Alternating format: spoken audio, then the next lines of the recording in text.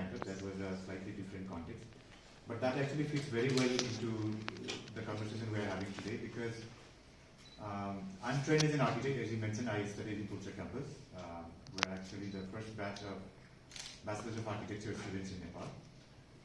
Have visited this campus on and off, but never got to study here. So I'm envious to you that you are studying in this very nice campus in this setting. The university that I work now is not as big as Tribhuvan University. It's very small. It's actually, I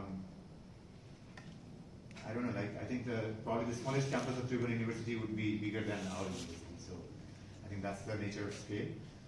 Looking at the class size here and the number of students and PhD program and everything, I think even our university has not reached to that level. So what your one department is doing is in some ways more than a single university doing in some other parts of the world. The meeting that Professor obviously mentioned in Bangkok, it was organized by UNESCO, and that meeting was a very preliminary meeting to connect education with culture. Because UNESCO, as you know, is an organization which has 5-6 different focus areas. Education is one of them, and culture is another. And for us who study culture and heritage, sometimes it doesn't make sense to see, okay, why they have education department separately and culture separately. But finally, UNESCO woke up to realize that all these departments needs to work together. So that meeting was actually how to bring in the expertise in education sector and connect to culture sector and vice versa and do more things. I think that was one good kind of a paradigm change that happened. Both of us met was actually a meeting that I will refer in my presentation also that gave birth rise to FRCON. So to reach to that point, I would like to maybe share a few thoughts about why we study heritage, what does heritage mean, what is there for us to do in that, and that will lead into ICS, which has become a term in itself. It stands for Intangible Cultural Heritage. I think in Nepali we call it Amurta Sampada. But personally, I'm not so sure whether we have the right term going on for there. So that's another discussion we can have. And then I will introduce the network. And to respond to Dr. Abhijit's proposition, I'm also equally tempted to propose that I think big universities like Tribhuvan University and small universities like Ahmadabad University should work together. I think benefit will be more to the Ahmadabad University than Tribhuvan University because you have so much resources, we don't have much. But perhaps there is always room for mutual learning. So I'm very open to that and I'll take that message back. As you mentioned, I was the director of the Center for Heritage Management for the last 5 years. And this year I stepped down, hoping to get a little bit of free time and come back to Nepal as often because this is where I want to focus in my future career. So I will be happy to facilitate that kind of connection. And let me tell you that in March this year, next year, 2024, we're hosting our next edition of international conference. And some of you participated in those last year. So if there is an opportunity for any of you to join us in March, I welcome you and I'll try to extend all my support, whatever I can extend, to make it possible for you to join. Same goes for the faculty as well. A few years of my career. But then very quickly I realized that heritage is more than architecture. And since then, I think I have been less of an architect and more of something else in order to understand heritage. So you see nature, culture, ecology, tangible, intangible, from a very small objects, miniature paintings, to vast landscapes, performing arts, music. So everything is heritage, everything makes heritage. So it's a concept that is very difficult to define. In my course, in my Master's in Heritage Management, I give an assignment to students to define heritage. And they all define it. And then we keep coming back to that assignment, we discuss, and at the end of the course, I ask them again. And the answer I get is it's very difficult to define heritage. So I think that's the nature of heritage. And I think that's good. That allows us to grow.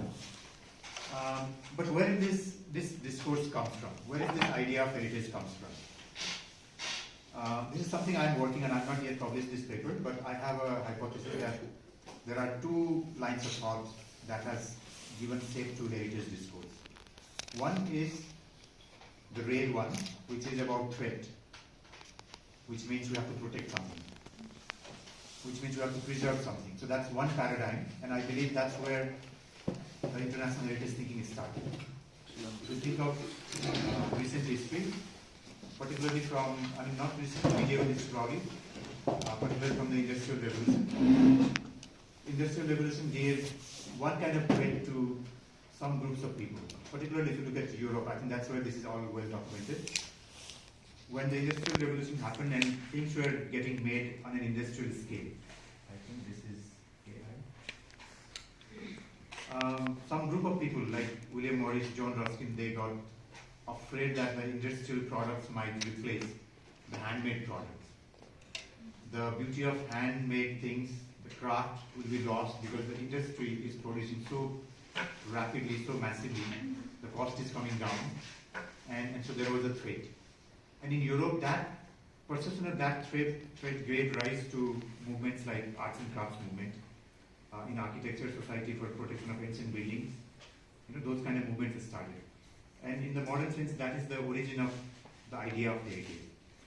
Within that also, there were multiple thoughts, but that's how it started. So there was a threat, and people needed to act against that threat to preserve something. Okay, if you come forward and look at the world wars, First World War, Second World War, again in Europe, massive destruction happened. And in that destruction, when the countries woke up that all they have built over the course of centuries is lost, either by just drop of a bomb or a few days of fighting, they realize that what have we done? We have lost what we had. And to rebuild some of these cities and countries, they realize that actually they should go back to what they had earlier. That gives them some kind of a strength, right? So that also came. Even if we connect back to recent 2015 earthquake, now 2023 also we had earthquake in Jadavpur. Many times we wake up to realize the importance of something when we actually find that it is already lost. It's human nature, right? It's nothing. It's not a mystery. It's a very simple human nature. But to me, heritage discourse actually arises from that kind of feelings. Okay, so that's one paradigm. Now, because of that paradigm, what happens there is you only think heritage is something that needs to be preserved. Then the question is, how do we preserve it? Do we preserve as it was before, or do we preserve to make it better? In 2015 earthquake context in Nepal, that debate became very strong.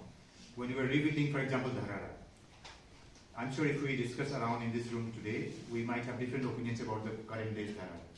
Some of us may say that, oh, what is that? That's not what we had, right? Because technology is totally different.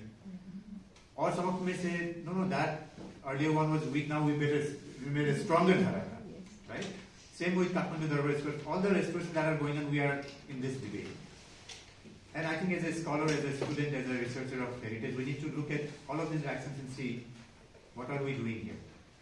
And in heritage discourse, there is nothing absolutely right and absolutely wrong.